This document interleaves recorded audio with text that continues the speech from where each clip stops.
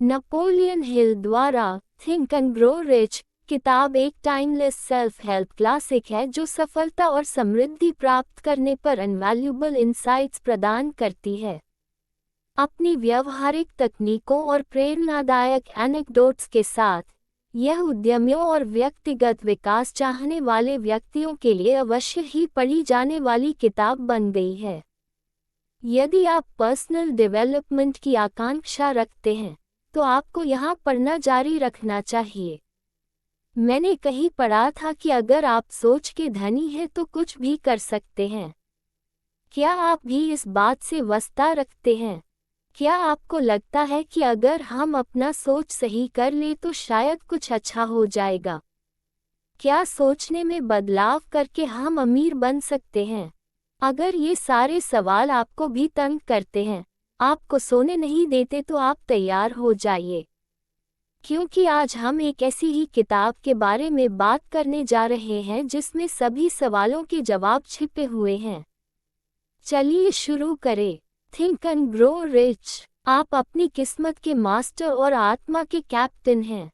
Think and grow rich एक मन की स्थिति है। रियलिटी में ये किताब एक्सप्लॉइट करती है आपकी विचारों की शक्ति को, अपनी मजबूत इच्छाओं को प्रकट करने के लिए और अपने उद्देश्य को खोजने के लिए। आपके निश्चित उद्देश्य को वास्तविकता में बदलना आसान नहीं है। अगर आपकी इच्छा स्ट्रॉन्ग है और आप दांव लगाना चाहते हैं तो आप जीतेंगे। लेखक एक फॉर्मूला को प्रोजेक्ट करते हैं। आपकी इच्छाएं जोड़ आपके विचार जोड़ आपके प्लान जोड़ आपके बड़े कार्य आपको सफलता का विस्तार करते हैं।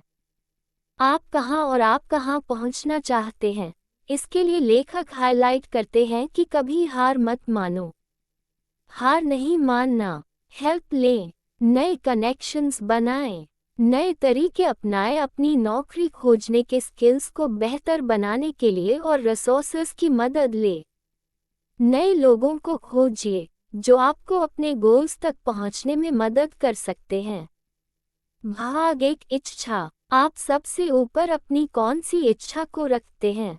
एक पावरफुल डिजायर अपने लक्ष्य तक पहुंचने के लिए दो तरह के मोटिवेशन को यूज करती है। पुल मोटिवेशंस आपके लक्ष्य का परिणाम इतना अनुकूल होगा कि वो आपको अपने लक्ष्य की तरफ अट्रैक्ट करेगा।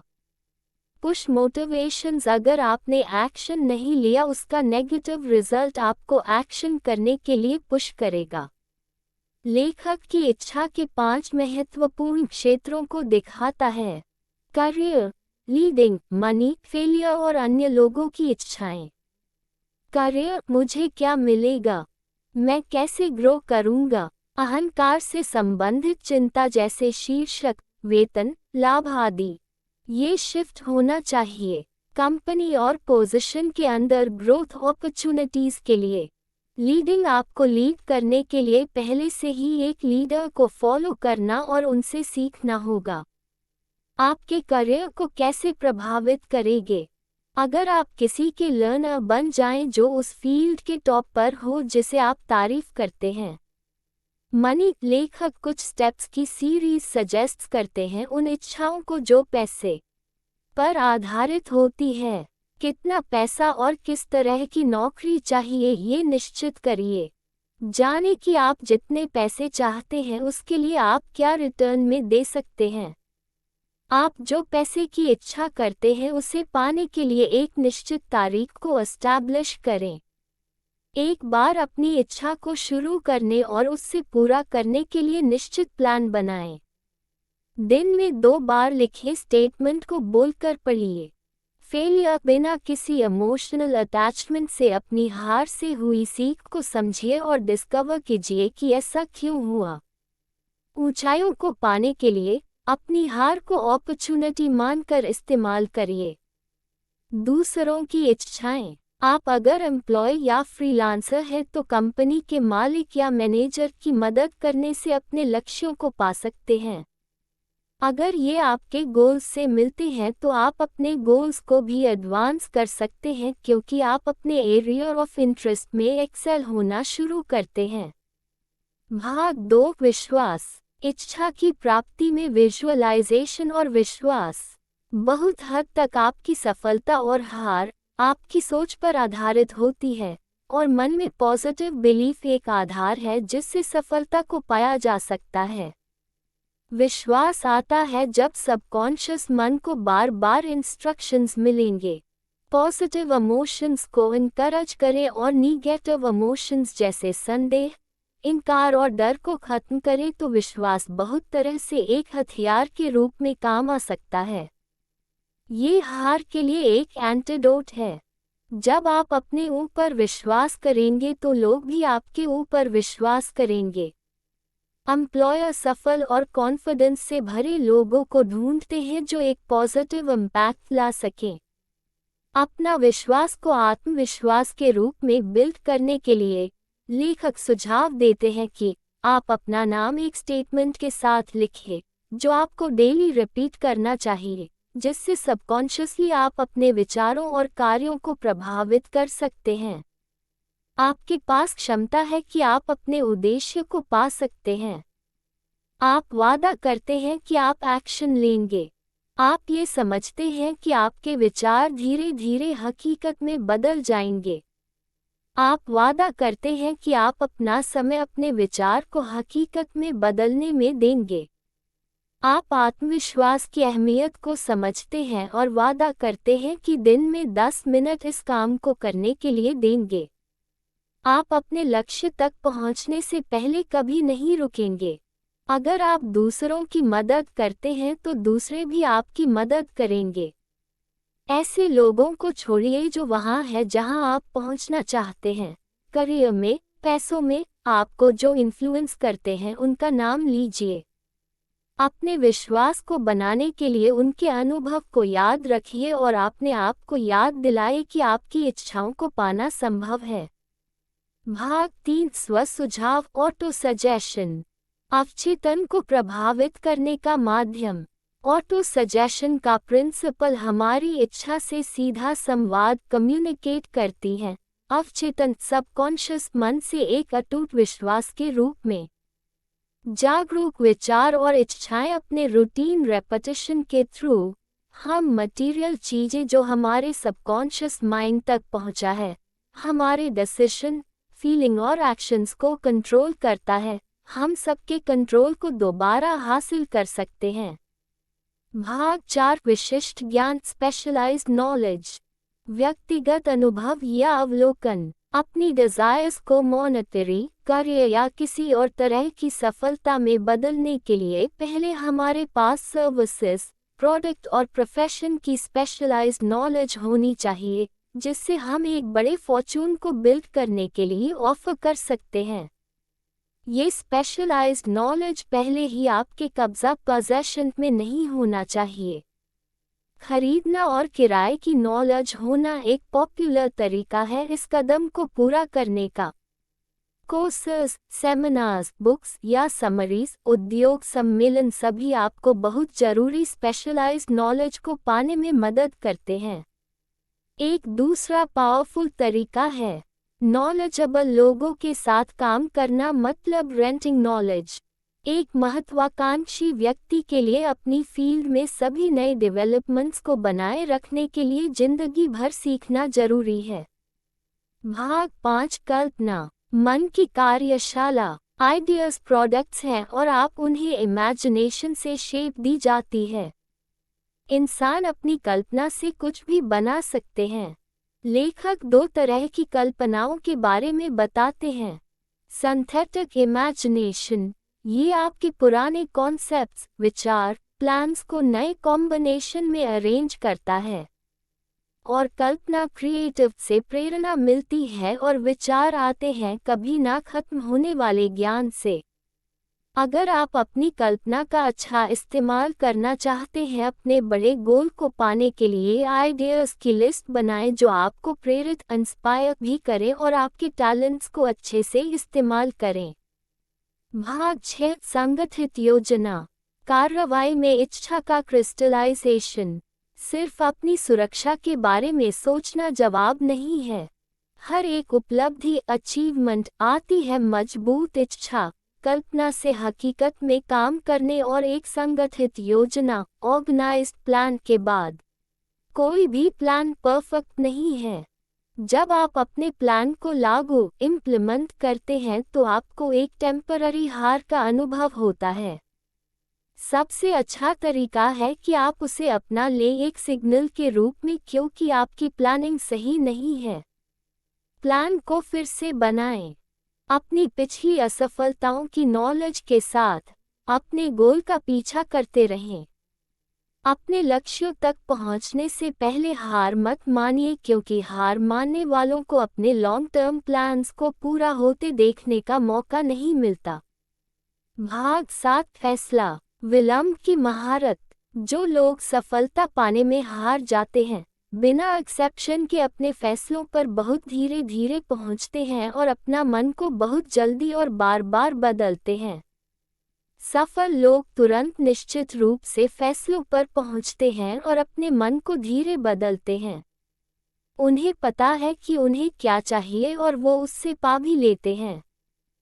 फैसलों की शुरुआत में हमेशा साहस की जरूरत होती है। फैसलों का ऑपोजिट है टालमटोल, जो एक कॉमन एनिमी है जिसे हर एक इंसान को रियलिटी में जीतना है। भाग 8 निश्चित विश्वास को प्रेरित करने के लिए आवश्यक निरंतर प्रयास।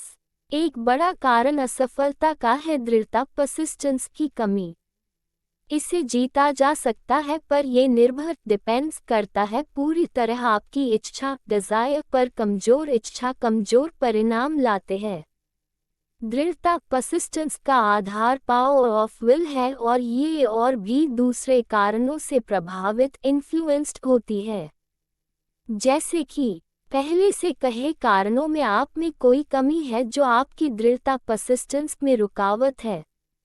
इसके विपरीत दृढ़ता परसिस्टेंस की कमी कुछ लक्षणों को विकसित करती है। टालमटोल इंटरेस्ट में कमी, असमंजस, आत्मसंतुष्टि सेल्फ सैटिस्फैक्शन, उदासीनता इंडिफरेंस, डिजायर का समाप्त होना, हार मानने की इच्छा, संगठित योजनाओं ऑर्गेनाइज्ड प्लान्स की कमी, करने के बजाय काम न करना, शॉर्टकट्स को ढूंढना, आलोचना का डर हो तो कोई अपनी दृढ़ता परसिस्टेंस को कैसे विकसित करे। लेखक 4 स्टेप्स में सुझाव देते हैं। एक निश्चित डेफिनेट लक्ष्य को विकसित करें जिसके पीछे एक गंभीर इच्छा होनी चाहिए। एक निश्चित योजना को बनाएं जो निरंतर कार्रवाई को एक्सप्रेस करता है। सभी नकारात्मक नेगेटिव और हतोत्साहित डिस्करेजिंग करने वाले प्रभावों को दूर रखें। उन लोगों के लिए जवाबदेह अकाउंटेबल रहे जो आपको अपने प्लान और उद्देश्य पर्पस को फॉलो करने के लिए प्रोत्साहित एनकरेज करेंगे। भाग 9 मास्टरमाइंड की शक्ति, चलाने का बल। आप मास्टरमाइंड तब है जब आपके पास लोगों की टीम है जिनके काम आपके प्लान को चलाना और आपकी सफलता में मदद करना। आपकी टीम में कौन होगा और आने वाले 30 दिनों में ये आप कैसे बनाएंगे। मास्टरमाइंड की शक्ति के बिना कोई भी महान शक्ति और सफलता को नहीं पा सकता। मास्टरमाइंड का लक्ष्य होता है निश्चित प्लान के साथ नॉलेज को पावर में कन्वर्ट करे और फिर प्लान्स को एक्शन में बदलना। भाग 10 अवचेतन मन, जोड़ने वाली कड़ी। इंसान की नीयत और कभी न खत्म होने वाली बुद्धि का एक मेल है अवचेतन मन, सबकॉन्शियस माइंड।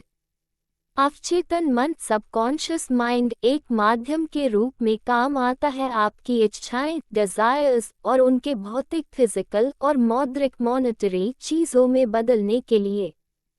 आपका नज़रअंदाज का रिजल्ट होगा कि जो विचार आप तक पहुंचेंगे वो खत्म हो जाएंगे अगर आप अपनी ख्वाहिशों डिजायर्स को प्लांट करने में फेल रहे। सबकॉन्शियस माइंड पर नियंत्रण पाने के लिए 7 बड़े सकारात्मक भावों पॉजिटिव इमोशंस को लागू करने और अपने फायदे के लिए इस्तेमाल करने की आदत डाल लें। इच्छा, विश्वास, प्यार, सेक्स, उत्साह, रोमांस, आशा। रचनात्मक अवसर को खराब करने के लिए आपके अवचेतन मन में सिर्फ एक नकारात्मक भावना आपके चेतन मन कॉन्शियस माइंड में होना काफ़ी है। 7 बड़े नकारात्मक भावनाओं से बचें जैसे डर, ईर्ष्या, नफरत, बदला, लालच, अंधविश्वास, गुस्सा। एंड में आपका मन पूरी तरह से पॉजिटिव इमोशंस से हावी हो जाएगा ताकि नेगेटिव इमोशंस अंदर न आ सके।